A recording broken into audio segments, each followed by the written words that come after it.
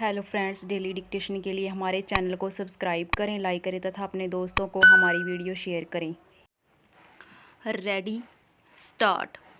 नई सरकार ने शपथ ले ली है।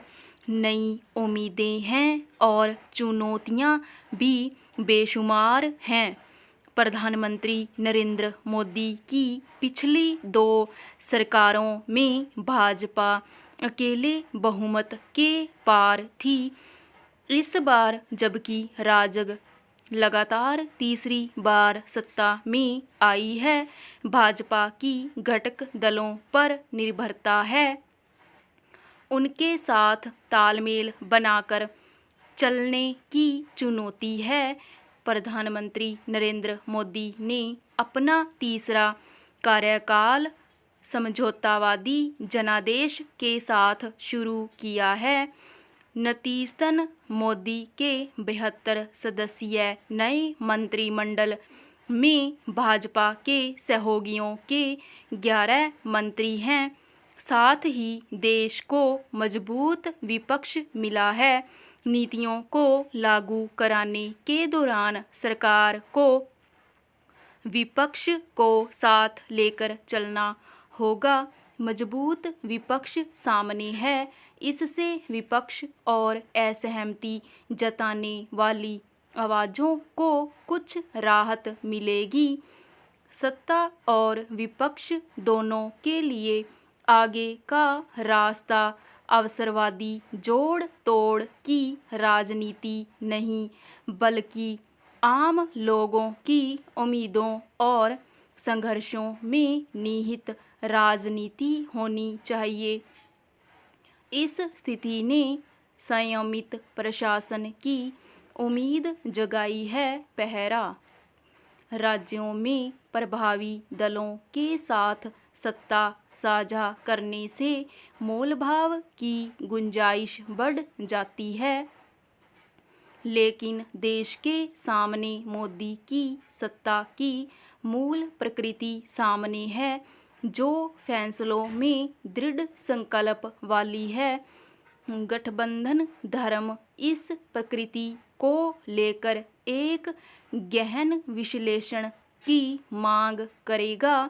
गठबंधन सहयोगियों की राज्य स्तरीय राजनीति के नज़रिए से देखा जाए तो कम से कम अगले चरण के विधानसभा चुनावों तक तस्वीर मोदी के पक्ष में है।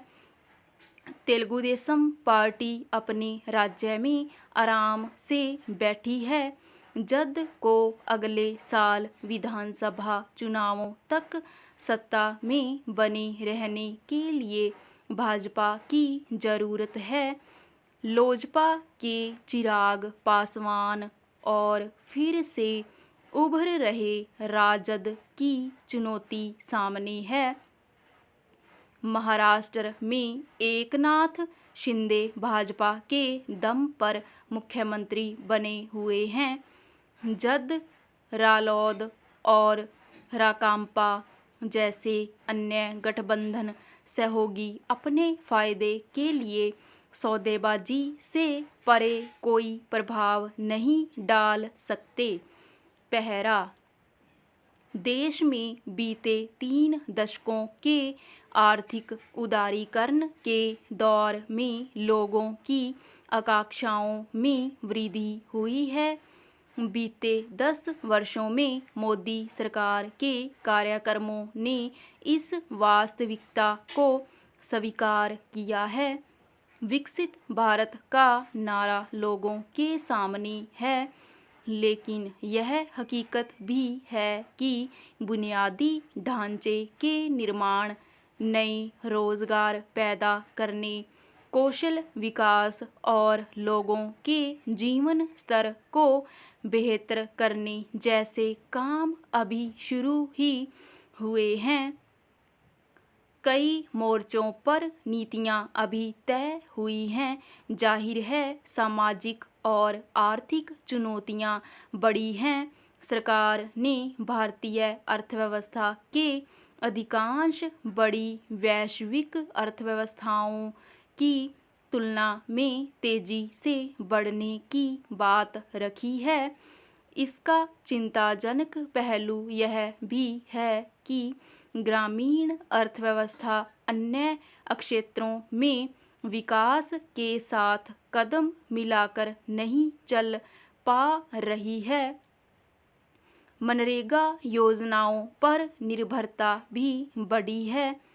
स्पष्ट है कि ग्रामीण अर्थव्यवस्था की सेहत को बहाल करना ही होगा और बुनियादी स्तर पर ही बहुत कुछ किए जाने की ज़रूरत है। जाहिर है जनप्रतिनिधियों को चुनकर संसद में भेजने वाला मतदाता उम्मीद करेगा कि लोकतांत्रिक ढांचे में सभी अपनी जिम्मेदारी बखूबी निभाएंगे, बिना किसी राग और द्वेष, भय एवं पक्षपात के। स्टॉप।